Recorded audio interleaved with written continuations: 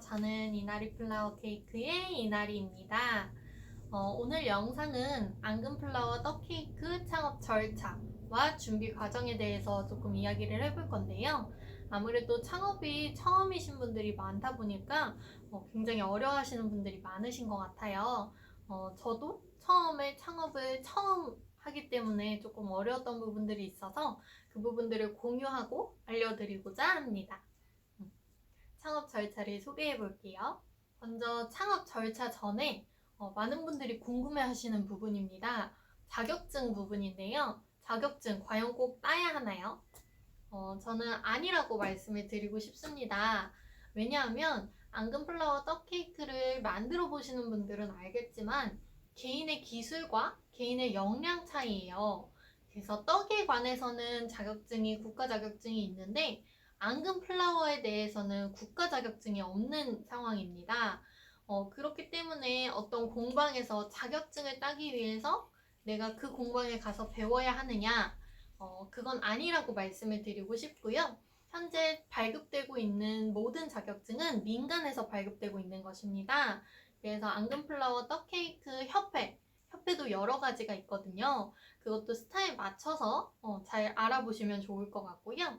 그 협회에서 발급되는 자격증이나 아니면 한국자격진흥원에서 발급되는 자격증이 있는데 그것 또한 민간이기 때문에 잘 알아보시고 하시는 것이 좋습니다. 이나리 플라워 케이크에서도 앙금플라워 떡케이크 자격증을 발급하고는 있는데요. 저희가 발급해드리는 자격증 또한 민간 자격증이기 때문에 내가 자격증을 위해서 요거를 꼭 들어야겠다. 자격증을 위해서 요 과정을 꼭 수료해야겠다가 아니라 잘 알아보시고 나와 취향이 맞는 공방을 찾으시는 게 가장 좋습니다. 이제 창업에 대해서 이야기해 볼게요. 첫 번째, 공방 창업과 홈클래스 두 가지가 있는데요. 둘 중에 어느 게 더 좋냐라고 물어보시면 어느 게 더 좋다라고 말씀을 드리기는 조금 어렵습니다. 둘 다 사업자 등록증을 내셔야 되는 거는 맞고요. 다만 홈클래스 같은 경우는 주로 내가 거주하는 집이나 아니면 오피스텔 같은 데서 운영을 하게 되는데요. 요거는 클래스만 가능합니다. 그래서 내가 다른 사람과 만나서 클래스 운영하는 홈클래스만 가능하시고 판매는 안 되고 있어요. 이거는 공식적으로 불법이기 때문에 다른 분들한테 내가 모르는 사이에 신고를 당하실 수도 있고 3천만 원 이하의 벌금을 물시게 될 수도 있습니다. 그래서 반드시 유의하셔야 하는 점이고요. 그러면 상가창업, 요거는 클래스와 판매 모두 다 가능한가요? 당연히 판매는 됩니다. 근데 이 클래스 같은 경우는 공방이라는 목적 하에 관할 구청마다 관할 보건소마다 기준이 다른 걸로 알고 있어요. 그래서 클래스와 요 판매를 같이 하시려면 어떤 기준을 충족시켜 주셔야 합니다라는 기준이 있는데요. 그 기준은 처음에 영업신고증 작성하러 가실 때 관할 보건소나 관할 구청에 가셔서 우리 구는 어떤 기준을 갖고 있는지 물어보셔야 합니다. 아무래도 이게 식품위생법 때문에 조금 까다로운 부분인데요. 그 부분만 잘 지켜주시면 홈클래스도 요 상가창업도 문제없이 진행하실 수 있습니다. 두 번째, 이제 창업 서류, 필요 서류들인데요. 홈클래스 같은 경우는 내가 어디서 할지, 내가 지금 주거하고 있는 요 홈에서 할지, 아니면 새로운 오피스텔에 가서 할지, 아무래도 오피스텔에서 하시는 분들도 굉장히 많으실 텐데요. 그 오피스텔 임대차 계약서와 내 신분증을 들고 관할 세무서에 방문을 하셔야 합니다. 홈클래스는 과정이 굉장히 간단한 걸로 알고 있어요. 그만큼 상가보다 훨씬 홍보도 어렵고 하지만 그래도 등록하시는 과정 이런 것들은 굉장히 간단하기 때문에 쉽게 시작하실 수 있는 부분이라고 생각해요. 저는 개인적으로 홈클래스를 운영해 본 경험이 없기 때문에 그 부분은 저도 인터넷 검색을 통해서 알아본 부분입니다. 그 다음은 어려운 상가 창업입니다. 실은 어렵지 않은데 처음 하기에는 조금 복잡하고 어려웠었던 것 같아요. 먼저 내가 원하는 상가를 발견을 했다면 바로 계약하지 마시고 부동산에 꼭 물어보셔야 될 게 있어요. 여기가 근린생활시설 1종인지 2종인지 물어보셔야 됩니다. 저 같은 경우는 관할구청에 또 직접 질문을 해주셨는데 부동산에서 계약하기 전에 부동산 업자분께서 강동구청에 전화를 해주셨어요. 여기가 근린생활시설 1종인데 앙금플라워 떡케이크를 하려고 합니다. 여기에 사업자가 잘 나올까요? 이렇게 전화를 직접 해주셨는데 이렇게 친절한 부동산 업자분을 만나시면 너무 좋겠지만 만약에 그거를 직접 안 물어봐 주시면 내가 구청에 가서 물어보시면 됩니다. 근린생활시설 1종, 2종 둘 다 상관없지만 또 그것도 구청마다 조금 다르다고 알고 있어요. 어느 구청에서는 2종만 나오는 경우도 있고요. 그래서 반드시 계약하기 전에 내가 근린생활시설 1종인지 2종인지 그럼 여기는 앙금플라워 떡케이크를 창업해도 되는 공간인지 구청에 꼭 전화를 하셔야 합니다. 임대차 계약서를 받으셨으면 두 번째, 이 임대차 계약서와 신분증을 들고 또 필요한 서류가 있습니다. 보건증인데요. 식품위생에 가장 중요한 보건증입니다. 요거는 관할 보건소에 반드시 가셔서 발급을 받으셔야 되는 부분이고요. 보건소에 가셔서 보건증을 발급받으러 왔다 하시면 여러 가지 검사들을 해요. 그래서 피를 뽑기도 하고 장티푸스 검사를 하기도 하고요. 요거를 직접적으로 검사를 하시고 난 후에 보건증 발급까지는 일주일 정도의 시간이 소요되는데 요거는 직접 찾으러 가셔도 되고 아니면 관할 보건소 홈페이지 사이트 들어가셔서 보건증은 발급받으셔도 상관없습니다. 세 번째, 요 보건증 발급되는 기간까지 한 일주일 정도가 소요된다고 말씀드렸잖아요. 이 기간 동안 반드시 하셔야 될 게 있습니다. 보건소에 가신 김에 나는 영업신고증을 받으러 왔습니다. 영업신고증을 발급받고 싶습니다. 하면 영업신고증 발급에 필요한 서류들 이렇게 정리해 줍니다. 그 정리된 것 중에 내가 해야 될 것들 리스트들이 있는데요. 첫 번째, 임대차 계약서, 신분증, 요거 당연히 필요하고요. 그 다음에 보건증 필요하고요. 요 나머지 서류들을 준비하셔야 되는데 그 중에 가장 중요한 게 식품위생안전교육입니다. 요 식품위생안전법, 요 교육 같은 경우는 인터넷으로 보실 수 있는 거거든요. 그래서 아마 그 보건소에서 리스트 주실 때 반드시 그 사이트를 알려주실 건데 한국떡류제조협회에 들어가셔서 보시면 됩니다. 거기 가시면 돈을 내셔야 돼요. 처음에 발급했던 비용이 저는 18,000원 정도였던 것 같은데 정확하게 기억이 안 나서 그 정도 가격을 내시고 영상을 시청하시면 이 시청을 다 하셨습니다. 이 교육을 다 수료하셨습니다. 라는 확인증이 발급이 될 거예요. 그 확인증을 들고 나중에 영업신고증 하러 가실 때 들고 가셔야 돼요. 요 8시간의 강의 같은 경우는 그렇게 어렵지는 않아요. 기본적으로 식품 위생에 대해서 필요한 그런 영상들이고 중간중간 시험도 반드시 있고 영상 하나마다 넘겨야 하는 그 수고가 있기 때문에 반드시 시청하시고 발급 받으셔야 됩니다. 요 위생교육은 첫 해만 하면 됩니까? 아니에요. 매년 하셔야 됩니다. 매년 하시는데 대신에 그 식품위생교육 그거를 수료하라는 안내문이 우편으로 또는 문자로 오시기도 할 거예요. 그 사업하시는 사업장에 주소를 해놓으시면 우편으로 날라오기 때문에 그 우편에 적혀있는 해당 기간 사이에만 요거를 또 시청해 주시면 되고요.